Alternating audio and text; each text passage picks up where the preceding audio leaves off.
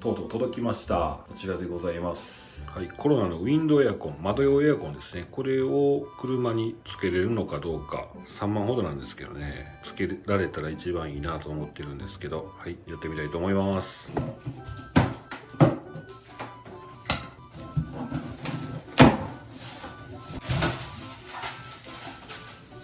これはリモコンですね。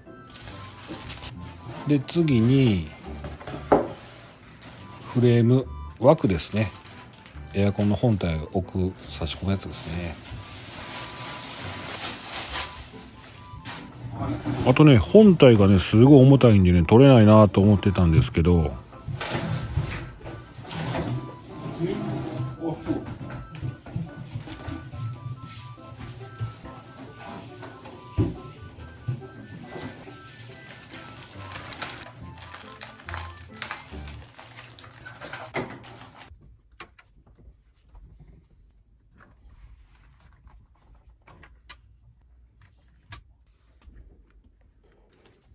これは無理ですね、ここはね。はい。で、ここっすよね。ここか。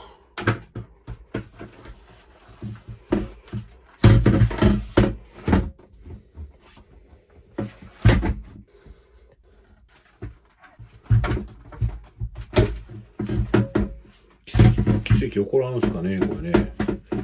おいしょ。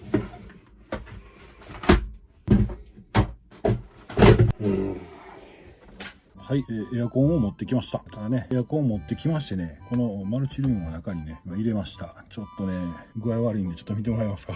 とりあえず置いただけやったらね、こんな感じになりますわ。上がっぽり開くんでね、横も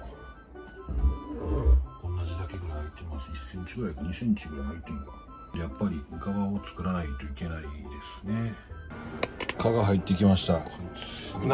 早いぞ。見えへんのよな。ちゃうな。黒のところな、多分。蚊めちゃくちゃ入ってきよるやんけ。よし。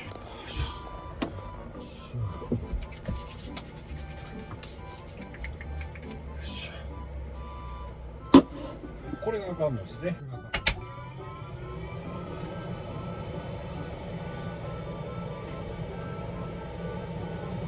とりあえずダメでした。ホームセンターで一気に作っていきたいと思います。ちょっとね、ここじゃ無理ですわ。材料もないので頑張っていきたいと思います。こんにちは。こんにちは。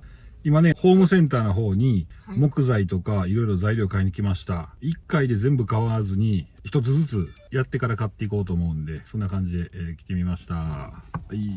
自宅戻ってきました。ホームセンターで買ったのはこんな感じです。これがエアコン、ウィンドウエアコン、窓用エアコンの枠です。これがね、きっちり、ここのね、ここにガチンってはまったらいいんですけどね。で、今下に置いてるのが構成塚、床の柱も持ち上げると支えるやつなんですけど、これもちょうどよかったんで買ってきました。さっきの枠を置いてですね、ガチッとね、こう、ドリルビスでもガンガン打っていこうと思ったんですけど、詳しい方に教えてもらって、木枠を作って、コーキングで貼っつけてドリルビスでね、止めていこうかなって思ってます。で、構成塚はエアコン自体が20キロとね、重いので、下にはね、しっかり耐えられるものがいいかなと思って、構成塚にしました。この構成塚の下にもね、コーキングでベタっと貼りましてね、ドリルビスで打っていこうと思います。ということで買ったのが、普通のノコギリ買ってきました。で、木材は、名前なんて言うんやったかな、銅縁っていうのを買ってきました。安いですよね。2、300円で1本4メートルぐらいありましたね。ということで、どうなることやらなんですが、やってみたいと思います。はい、それでは今日はここまで。また続き。バイバイ。